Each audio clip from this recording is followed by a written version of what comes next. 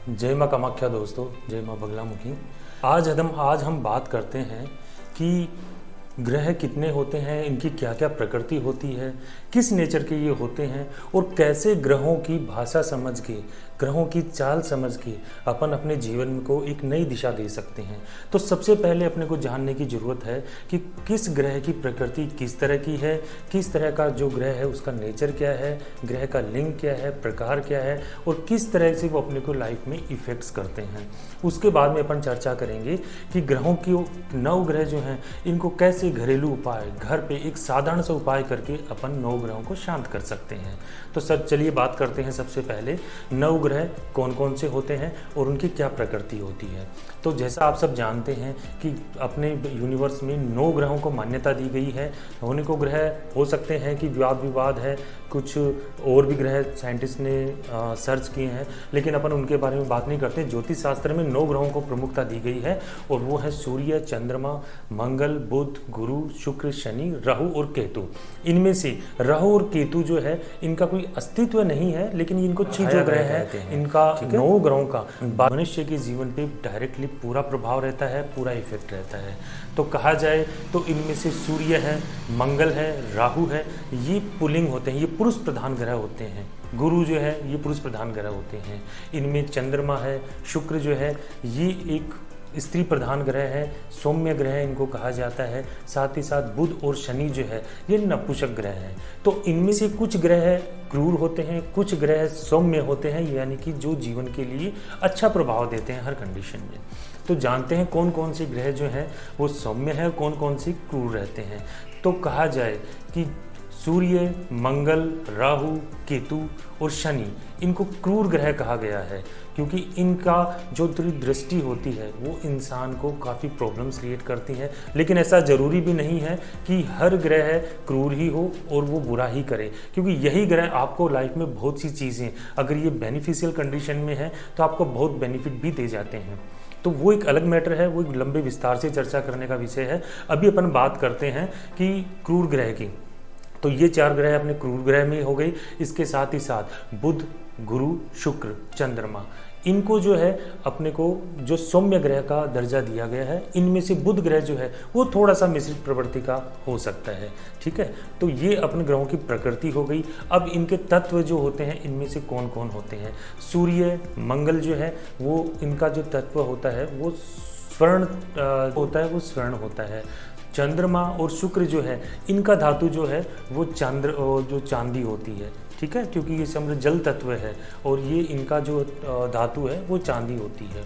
बुध जो है ये मिश्रित धातु भी हो सकती है। साथ ही साथ कांस्य जो है ये इसकी धातु प्रकृति होती है, ठीक है।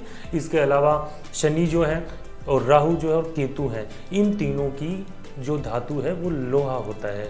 गुरु का जो धातु है वो पीतल होता है। अब अपन छोटा सा एक उपाय की बात करते हैं कि कैसे एक छोटा सा उपाय करके 9 ग्रहों को अपन शांत कर सकते हैं अपने जीवन में, घरेलू उपाय करके।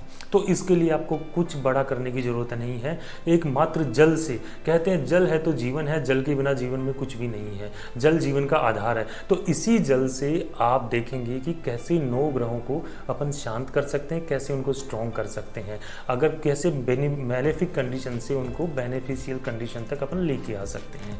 तो चलिए चर्चा करते हैं।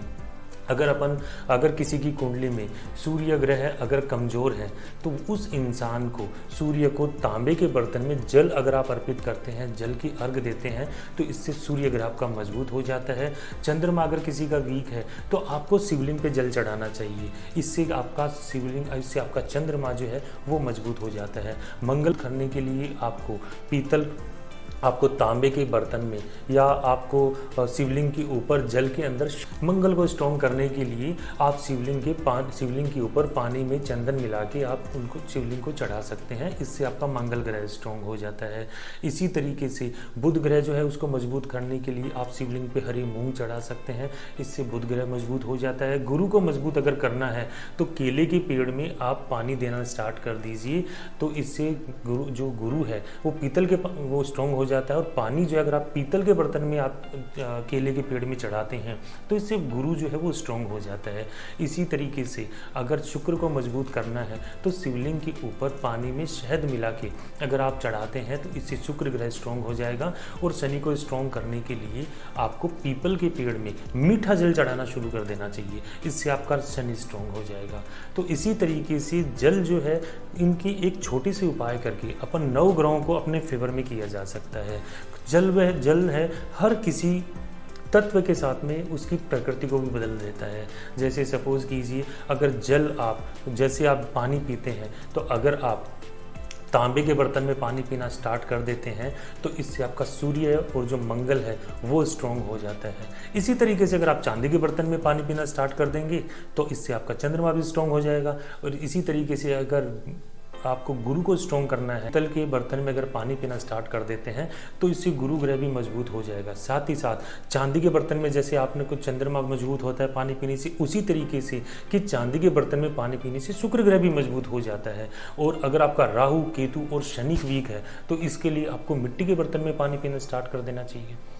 किसी भी तरह का स्टील का बर्तन हो, लोहे का बर्तन हो या क्रोकरी का जो बर्तन हो, उस चीज़ों को स्टील में पानी, इन चीज़ों को बिल्कुल से अवॉइड कर दीजिए। आप देखेंगे इससे आपका शनि स्ट्रांग हो जाएगा।